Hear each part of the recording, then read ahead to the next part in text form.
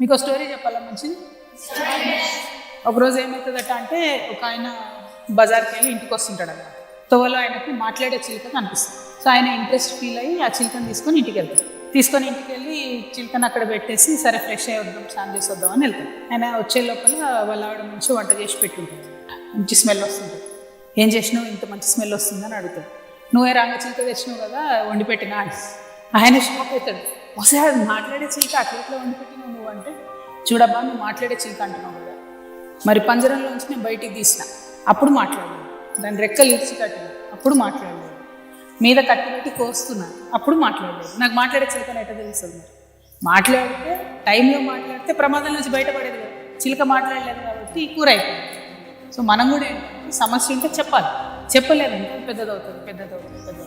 Teachers అయినా మనకే help చేస్తారు, పేరెంట్స్ అయినా మనకి హెల్ప్ చేస్తారు. ఎందుకంటే మేమందరం చేసేది ఎందుకు రా, ఇప్పుడు మీరే రేపు ఫ్యూచర్ కదా. సో మీరు బాగుండాలి, మీరు బాగా చదువుకోవాలి అని మా తాపత్రయం అనమాట, అంతే, వేరే ఏం లేదు. ఎస్పెషలీ ఆడపిల్లలకి ఒకటి నేను చెప్తా, రిపీట్ చేయండి. Be Brave,